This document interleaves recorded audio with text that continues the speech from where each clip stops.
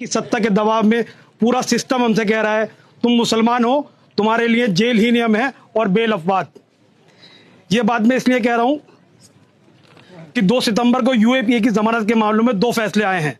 पहला Delhi high court का, दूसरा पंजाब हरियाणा हाई कोर्ट का।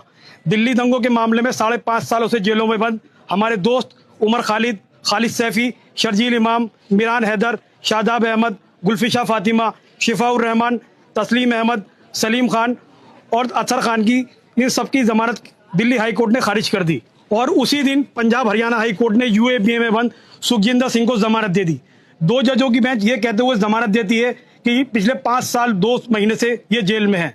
इस मामले में चार्जशीट 2021 में दाखिल की गई थी, लेकिन मुकदमे के सभी 36 गवाहों की गवाही अभी तक पूरी नहीं हुई, इसलिए उनको जमानत दी जाती है।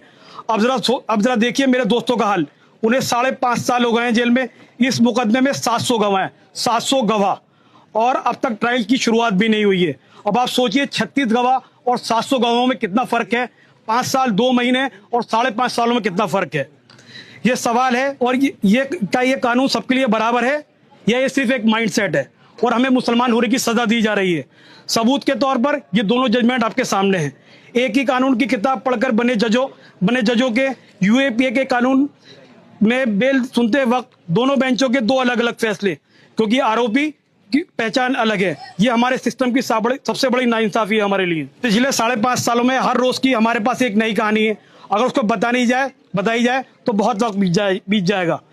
अतर को इन 5.5 सालों में 2 बार इंटरिम बेल मिली, एक उसकी कजिन की शादी पर, दूसरी उसकी दादी की डेथ पर। 20 जून को अतर की दादी का इंतकाल हो गया, लेकिन अफसोस अतर अपनी दादी की मिट्टी में शरीक नहीं हो सका और वो अपनी दादी की शक्ल नहीं देख पाया, क्योंकि कोर्ट की छुट्टियां चल रही थी और वेकेशन जज बैठे थे। हमारे वकीलों ने पूरी कोशिश की, लेकिन 2 घंटे सिर्फ इसलिए बर्बाद हो गए कि वेकेशन कोर्ट ये मान ही नहीं रहा था कि ये मामला उसकी जुरिडिक्शन में आता है। घंटों की बहस के बाद जब एप्लीकेशन ली गई तब तक शाम के 5 बज चुके थे और अगले दिन की तारीख दी गई और उसके बाद उसको 3 दिन की बेल मिली। आज मैं इस बात से बहुत परेशान हूँ और बार बार ये सोचता हूँ, अगर कल को अतर की नानी को, मुझको, अतर की अम्मी अब्बू को कुछ हो जाता है तो क्या हम इस तरह फिर बार बार एक दूसरे के पास भागते फिरेंगे? और क्या अतर हम लोगों की भी शक्लें नहीं देख पाएगा और हमें भी मिट्टी नहीं दे पाएगा? इस बात से ये बातें बहुत परेशान करती हैं। बेल रिजेक्ट होने के बाद हम सब लोग बहुत डिस्टर्ब थे, किसी से बात करने का दिल नहीं कर रहा था, अतर से भी बात करने की हिम्मत नहीं हुई।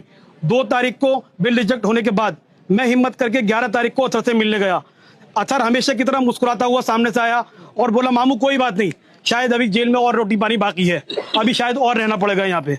अतर की ये बात सुनकर और दूसरे साथियों से मिलने के बाद जब उनकी बातें सुनते हैं तो मायूसी कम हो जाती है।